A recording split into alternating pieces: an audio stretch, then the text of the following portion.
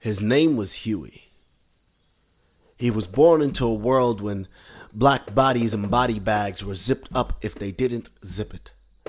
He had confidence in his step, revolution in his eyes, wore his under a black beret, but it could not be contained, was bursting at the sides. To him, it was a representation of revolution, a demonstration of defiance, a sign of non-compliance. It said, "Look at me, devil. Watch my shoulders roll as I stroll through this concrete jungle on the prowl. I am Panther, and I am proud. Look at me and be afraid." His name was Frederick.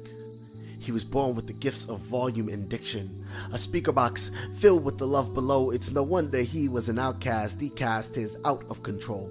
Most would call it nappy, but he carried classy in his countenance. To him, it was a reminder of a freedom that he had gotten by chance, a birthright that just happened to drop in his lap while it was being snatched away from so many others. It was the scratch on his CD vocal cords that forced him to repeat his worn-out manifesto daily, that slavery was not for you or for me. Her name was Angela. She was born with the mind, quicker than her death at her tongue, and her thoughts were roly-poly-oly. They would just pass out of the box. She spent her free time laughing the commonplace in the face and taunting the Noah with her originality. She wore hers in perfect symmetry, and it was a reflection of her sound mind. To her, it was a proof of her innocence, a reminder that even though to them it made her look guilty, it was also the real reason she was the most wanted woman in America. His name was Julius. He was born a Powerpuff Girl, product of the same chemical S that was meant to destroy him. They created a flying monster made of shake, bake, and everything they couldn't take. He wore his as high as it would go. It would flow ever so slightly with every head fake, captivating the psychedelic eyes of the audience like a lava lamp. It was a slap in their face. It said, "I'm going to take this thing that you created, place it in another dimension, and bring it around for your destruction." It was his dissertation. Because although he would never write an MCAT, he schooled them cats so bad they just had to make him a doctor. His name was Jimmy. He had to have been born with 8 fingers on each hand,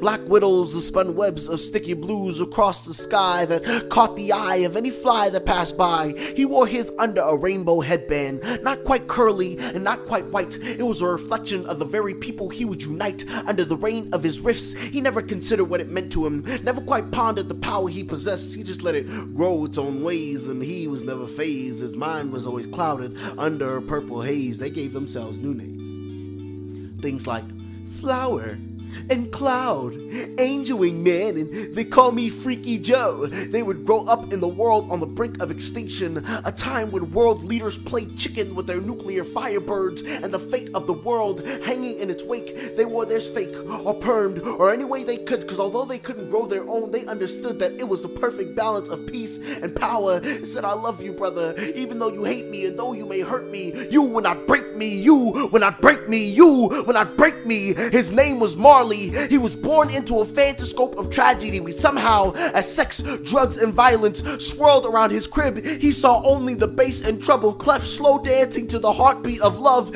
He wore his like a dense rainforest, vines stretched from the canopy to the understory, completely untouched by human hands. It was his lion's mane, a reminder that he was a king, and the strength of his pride was in the loving of his loyal subjects. His name was Samson. He was born the world's first superhero. He could crush the peaks of mountains with his hands and boil them to volcanoes with his rage. Philistines shook at the mere mention of his name. He assassinated asses with their own jawbone while drinking from a honeycomb with a muscle tone and said, "I wish you would keep talking. You uncircumcised donkey. You flaunting like you ain't scrawny and you bout to make me angry and God won't let you harm me. I'm a one-man army." He wore his uncut and mimicked the power of the sun with its jet black shine. To him, it was a covenant with the Father, an extension cord plugged into the almighty source of power that had been kicked out by lust and pride, and he would rather die blind with the Philistines than to clip his connection ever again. My name is Kito, Oswazi, Akio, Fortune. I grew up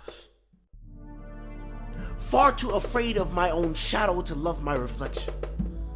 And my only claim to fame is arranging these bouquets of words for people who barely understand the color scheme. But every time somebody tells me that I should cut my hair, an avatar state of defiance is passed down through the generations and comes bellowing out of my mouth saying, "No, I don't need a reason to be myself. The reasons have been laid out by men and women far greater than I. So when I tell you that I'm not gonna cut my hair right now, don't call me rebellious, call me Huey. On the days when I don't feel like combing it, Dynamite. Don't call me Nappy, call me Frederick. When I tell you that a white man has convinced you that natural black hair could not look professional, don't call me a smartass, call me Angela. Don't call me spiteful, call me Julius. Don't call me careless, call me Jimmy. Don't call me an optimist, call me a Marley. Don't call me angry, call me Samson. Call me Thunder, call me Power, call me Man, call me Funk Master.